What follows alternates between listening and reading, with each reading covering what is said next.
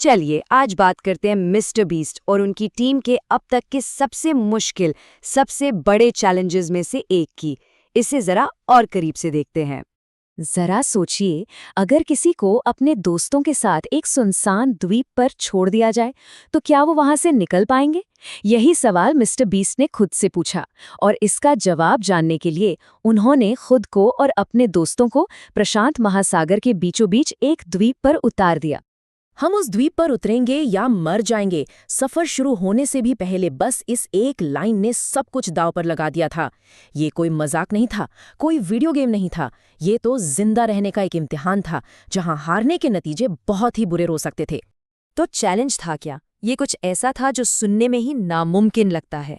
प्रशांत महासागर में फंसे और घर लौटने का सिर्फ एक ही तरीका था, मीलों का खुला समंदर पार करने के लिए खुद एक सेल बोट बनाना। मतलब लक्ष्य बहुत साफ था। उन्हें एक ऐसी नाव बनानी थी जिसमें 5 लोग और उनका सारा सामान आ सके। और ये सब करना था बिना किसी औजार के, बिना किसी मॉडर्न सामान के। जो कुछ भी मिलना था वो उसी द्वीप से ही खोजना था। लेकिन देखिए, नाव बनाना तो बाद की बात थी। उससे भी पहले एक बहुत बड़ी चुनौती इंतजार कर रही थी, और वो थी उस द्वीप पर सिर्फ जिंदा रहना। और वो द्वीप कोई जन्नत तो बिल्कुल नहीं था। वो खतरों से भरा पड़ा था। जहरीले सांप, बड़ी बड़ी मकड़ियां और जानलेवा गर्मी। वहां हर एक पल जिंदा रहने की एक जंग जैसा था। ये लाइन उनकी शुरुआती हालत को बिल्कुल साफ साफ दिखाती है।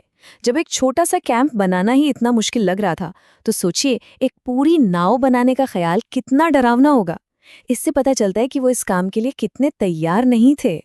लेकिन इसी निराशा के बीच उन्हें एक उम्मीद की किरण दिखाई दी, और यहीं से उनकी असली परीक्षा शुरू हुई, उनके दिमाग की और उनके हौसले की।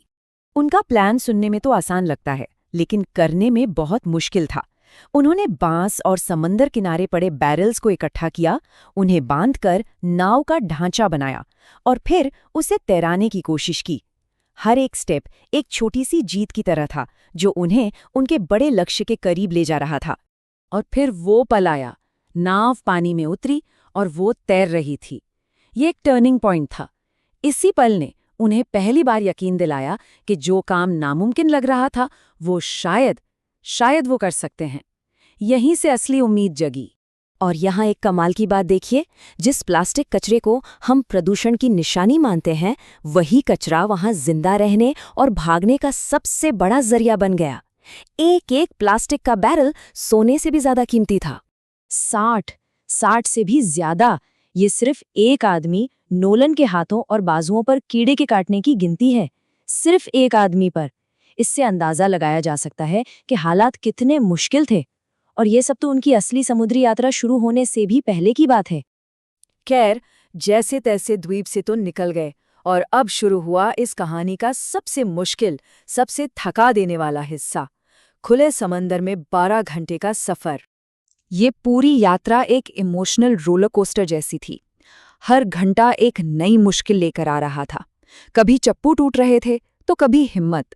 ये उनके धीरज का सबसे बड़ा इम्तिहान था। वो शारीरिक और दिमागी तौर पर दोनों तरह से टूट चुके थे। लेकिन हार मान लेना? नहीं, वो कोई ऑप्शन ही नहीं था। बस उनकी हिम्मत ही थी जो उन्हें आगे बढ़ाए जा रही थी। और फिर उम्मीद की एक किरण दिखी। जब मंजिल सिर्फ 1.7 मील दूर थी, तो लगा कि बस अब पहुंच ही गए। दूरी और भी कम हुई, अब सिर्फ 0.9 मील। द्वीप सामने साफ साफ दिख रहा था। जोश अपने चरम पर था। सिर्फ आधा मील। वो जीत के इतने करीब थे कि उसे लगभग छू सकते थे। सब कुछ बिल्कुल सही चल रहा था। और तभी कहानी ने एक ऐसा मोड़ लिया जिसने सबका दिल तोड़ दिया। इतनी मेहनत, इतनी हिम्मत, सब कुछ बेकार जाने वाला था। आखिरी के 20 मिनटों में कुदरत ही उनकी दुश्मन बन गई। जिस लहर ने उनकी मदद की थी, अब वही लहर उन्हें मंजिल से दूर वापस समंदर में धकेल रही थी, और इस पर उनका कोई कंट्रोल नहीं था।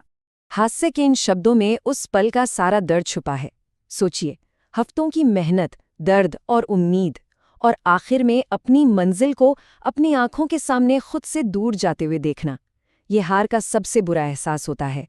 लेकिन ये कहानी हार पर खत्म नहीं होती। मिस्टर बीस्ट के ये आखिरी शब्द इस हार को भविष्य के लिए एक बहुत मजबूत इरादे में बदल देते हैं।